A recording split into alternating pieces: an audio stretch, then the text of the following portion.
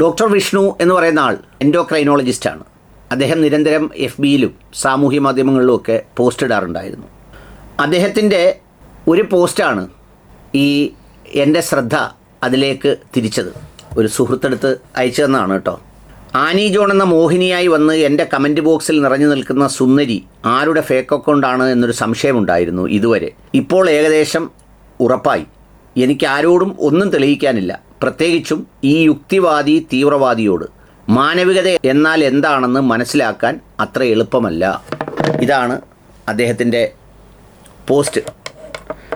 ഇനി ഇത് പറഞ്ഞു വരുമ്പോൾ ഇതവിടെ നിൽക്കട്ടെ. ഈ യുക്തിവാദി, നിരീശ്വരവാദി, എക്സ് മുസ്ലിം എന്നൊക്കെ പറഞ്ഞ് കുറേ പേജുകൾ പല പേരുകളിൽ നമ്മൾ കാണാറുണ്ട്. മോഹിനി, നാണി, നാരായണി, സുൽഫത്ത്, അസീന തുടങ്ങിയ വ്യത്യസ്തമായ പല പേരുകളിലും കാണും. ഇതിൻ്റെ ഇടയിൽ ഡെയ്സി എന്നൊക്കെ പറയുന്ന പേരുകളും ഉണ്ടാവും. സത്യം പറഞ്ഞാൽ ഒന്ന് ആലോചിച്ച് നോക്കൂ. ഒരു ഫേക്ക് അക്കൗണ്ട് എടുക്കണമെങ്കിൽ ഒരു മൊബൈൽ നമ്പർ വേണം, ഒരു ഫേക്ക് ഐഡൻറ്റിറ്റി വേണം. ആ ഐഡൻറ്റിറ്റി നമ്മൾ ഓൺ ചെയ്യുക എന്നൊക്കെ പറയുന്നത് ഒരു അന്തസ്സും ഐഡൻറ്റിറ്റിയും ഉള്ള ആളിനെ സംബന്ധിച്ചിടത്തോളം വളരെ മോശമായ ഒരു പ്രവൃത്തിയാണെന്ന് എപ്പോഴും മനസ്സ് പറഞ്ഞുകൊണ്ടിരിക്കും. നമുക്കൊരു വ്യാജ സിം വേറൊരു പേരിലെടുത്ത് ആ പേരിൽ വേറൊരു പേജ് തുടങ്ങി ഒക്കെ വരുമ്പോഴത്തേക്ക് അത് ഒരു മാന്യതയുള്ളവർക്ക് സഹിക്കാൻ പറ്റാത്തൊരു കാര്യമാണ്, ഇത്തരം ബ്ലാക്ക് മെയിലിംഗ് പോസ്റ്റിങ്ങും ബ്ലാക്ക് മെയിലിംഗ് സംഭവങ്ങളുമൊക്കെ. പക്ഷേ ഉപജീവന മാർഗത്തിന് വേണ്ടി ചില വൃത്തികെട്ടവന്മാർ അതിൽ സ്പെഷ്യലിസ്റ്റായി രംഗത്തിറങ്ങി ഇതൊക്കെ നടത്താറുണ്ട്. ഇനി അതാരാണെന്ന് ഡോക്ടർ മനസ്സിലാക്കുന്നതിന് മുമ്പ് ഈ ഡോക്ടറുടെ ഏത് പോസ്റ്റാണ് ഇവൻ ഇത്രയും വിഷമമായത് എന്നുള്ളതാണ് അതിൻ്റെ ഒരു വിഷയം. അതായത് അദ്ദേഹത്തിൻ്റെ ഈ വീഡിയോ ആണ്. അടുത്ത മാസം ഫെബ്രുവരി 17-18 നോമ്പ് തുടങ്ങാണല്ലോ. വീണ്ടും ഒരു നോമ്പ് കാര്യം കൂടി വരികയാണ്. നമ്മൾ കഴിഞ്ഞ കൊല്ലം കുറേയൊക്കെ മാനേജ് ചെയ്ത് കുറേ കാര്യങ്ങൾ പഠിച്ചു, പുതിയ കാര്യങ്ങൾ പഠിച്ചു. ഈ പ്രാവശ്യം നമ്മൾ അതിനനുസരിച്ചിട്ട് പേഷ്യൻസിനെ തയ്യാറാക്കിക്കൊണ്ടിരിക്കുകയാണ് നോമ്പെടുക്കാൻ വേണ്ടിയിട്ട്. പക്ഷേ പൊതുവേ ഞാൻ നോട്ടീസ് ചെയ്തിട്ടുള്ള 2 കാര്യങ്ങളാണ് പറയാൻ ഉദ്ദേശിക്കുന്നത്. ഫസ്റ്റത്തെ സാധനം, പുരുഷന്മാരെ എൻ്റെ അടുത്ത് നോമ്പെടുക്കാൻ പറ്റുമോ ചോദിക്കുന്നതും സ്ത്രീകൾ നോമ്പെടുക്കാൻ പറ്റുമോ ചോദിക്കുന്നതും രണ്ടും അർത്ഥത്തിലാണ്. ഞാൻ നോക്കിയിട്ടുള്ളത്, നമ്മളിപ്പോൾ പുരുഷന്മാരോട് എന്തെങ്കിലും ചെറിയ അസുഖത്തിൻ്റെ പ്രശ്നങ്ങളുണ്ട്, അതുകൊണ്ട് നോമ്പെടുക്കാൻ പറ്റില്ല എന്ന് പറഞ്ഞാൽ അവർ അപ്പം തന്നെ ആക്സെപ്റ്റ് ചെയ്യും. ആ ശരി, ഇന്ന് നോമ്പെടുത്തിലേക്ക് വേണ്ട, കുഴപ്പമില്ല എന്ന് പറയും. പക്ഷേ സ്ത്രീകൾ അങ്ങനെയല്ല. സ്ത്രീകളോട് നമ്മൾ എങ്ങനെ നോമ്പെടുക്കാൻ പറ്റില്ല, അത്രയും സീരിയസ് ആയിട്ടുള്ള ഷുഗർ തീരെ കൺട്രോൾ അല്ല, കുറേ കോംപ്ലിക്കേഷൻ ഉണ്ട്, അടുത്ത ഹാർട്ട് അറ്റാക്ക് എന്നൊക്കെ വന്നിട്ടുണ്ട്, അല്ലെങ്കിൽ യൂറിൻ ഇൻഫെക്ഷൻ ഇടയ്ക്കിടയ്ക്ക് വരുന്നുണ്ട്, ഇങ്ങനെയൊക്കെയുള്ള കോംപ്ലിക്കേഷൻ ഒക്കെയുള്ള ആൾക്കാർ നോമ്പെടുക്കാൻ ഒരു തരത്തിലും പറ്റാത്ത ആൾക്കാർക്ക് പോലും നമ്മൾ നോമ്പെടുക്കാൻ പറ്റില്ല എന്ന് പറഞ്ഞാൽ അവരെ അക്സെപ്റ്റ് ചെയ്യാൻ ഭയങ്കര ബുദ്ധിമുട്ടാണ്.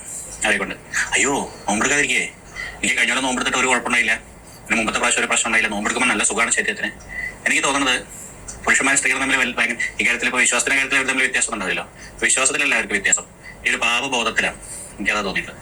അത് സ്ത്രീകൾക്ക് പിന്നെ നമ്മൾ കുറച്ച് കൂടുതൽ പാപം ചെയ്യുന്നുണ്ട് എന്നുള്ളൊരു തോന്നലൊരു ഫീലിംഗ്.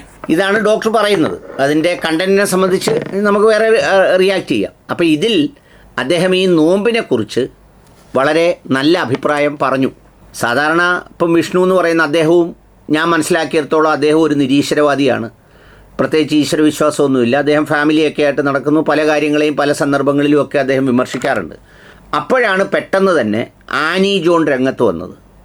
ഡോക്ടർ നോമ്പിനെ പുതിയ കുപ്പിയിലാക്കിയോ, ഡോക്ടർ തുറന്ന് പറഞ്ഞു കൊടുക്ക്, ഒന്നുകിൽ അള്ളാഹു അല്ലെങ്കിൽ മരുന്നെന്ന്.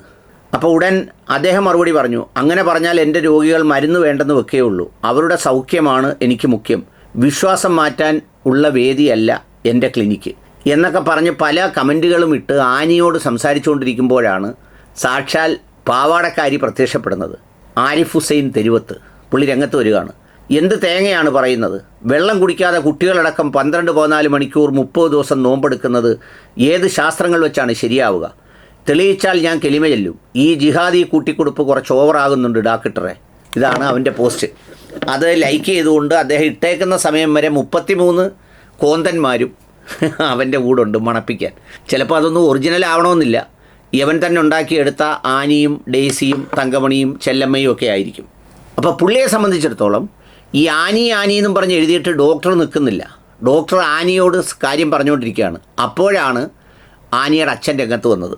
എന്നിട്ട് അവൻ പറഞ്ഞതെന്തോ, അത് പറഞ്ഞു കൊടുത്താൽ ഇവൻ കെലിമ ചെല്ലും എന്ന് പറഞ്ഞാൽ ആരിഫ് ഹുസൈൻ കെലിമ ചെല്ലാത്തതുകൊണ്ട് ലോക ഇസ്ലാമിക വിശ്വാസവും അത്തരം കാര്യങ്ങളുമൊക്കെ വളരെ പ്രതിസന്ധിയിൽപ്പെട്ടുഴലുകയാണ്. അതുകൊണ്ട് പുള്ളി കെലിമ ചെല്ലാം എന്ന് പറയുന്നതിൻ്റെ ഒരു വലിയ കാര്യം പോലാണ്. എന്നിട്ടോ ജിഹാദി കുട്ടിക്കൊടുപ്പ് നിർത്തിവെക്കണം എന്നാണ് പുള്ളിയുടെ ആവശ്യം. അതിനാണ് ഈ ഡോക്ടർ കമൻ്റ് ഇട്ടത്. വളരെ കൃത്യമായി അദ്ദേഹം പറയുന്നു, കുറച്ച് നാളായി കമൻറ്റ് ബോക്സിൽ വരുന്ന ആനി ജോൺ എന്ന് പറയുന്ന മോഹിനി ആരാണെന്ന് ഞാൻ വിചാരിച്ചിരിക്കുകയായിരുന്നു. ഇപ്പോൾ ആളിനെ പിടികിട്ടി. എനിക്ക് ആരോടും ഒന്നും തെളിയിക്കാനില്ല. കാരണം തെളിയിക്കേണ്ട ജോലി പുള്ളിയുടേതല്ല.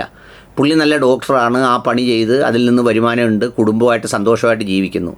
യവനെ സംബന്ധിച്ചിടത്തോളം കുടുംബം എത്ര എണ്ണം മാറി മാറിപ്പോയെന്നുള്ളത് അറിഞ്ഞുകൂടാ, വാപ്പായ ഉമ്മായെ ഏതെന്ന് അറിഞ്ഞുകൂടാ. അങ്ങനെയുള്ള വാപ്പായ ഉമ്മായെയും അവൻ ഭയപ്പെടുത്തി ജീവിക്കുന്നു, അവരെ ബ്ലാക്ക് മെയിൽ ചെയ്യാനിരിക്കുന്നു, ഇതുപോലെ ഒളിഞ്ഞിരുന്ന് ഉപജീവനമാർഗം നടത്തുന്നു, വ്യാജ പ്രൊഫൈലുകൾ ഉണ്ടാക്കി അതിലൂടെ ആളുകളെ വീഴ്ത്താനും വളയ്ക്കാനും അല്ലെങ്കിൽ ചുരുട്ടാനും ഒക്കെയുള്ള ശ്രമങ്ങൾ നടത്തുന്ന ഈ മോഹിനിയെയാണ് ഡോക്ടർ കണ്ടുപിടിച്ചത്. അപ്പോൾ ഇതുപോലുള്ള മോഹിനി, ആനി ജോണും ഡെയ്സിയും അസീനായും നാരായണിയും കുലുസുംബിയൊക്കെ വരുമ്പോൾ അവിടെ എല്ലാം ഇവനാണ് അതിൻ്റെ സൃഷ്ടികർത്താവ് എന്നെല്ലാവരും ഓർത്തിരിക്കുന്നതിന് ഈ വിഷ്ണു എന്ന് പറയുന്ന ഡോക്ടറുടെ ആ എഫേർട്ട് ഒരു കാര്യമായി. യഥാർത്ഥത്തിൽ വലിയ ഒരു ചികിത്സയാണ്. എൻഡോക്രൈനോളജിസ്റ്റ് എന്നുള്ള നിലയിൽ മാത്രമല്ല, ഒരു സോഷ്യൽ എൻഡോക്രൈനോളജിസ്റ്റ് എന്ന നിലയിൽ ആന്തരികമായി കടന്നു കയറി പിടിച്ചത് എന്നുള്ളതാണ് എൻ്റെ അഭിപ്രായം. നന്ദി ഡോക്ടർ.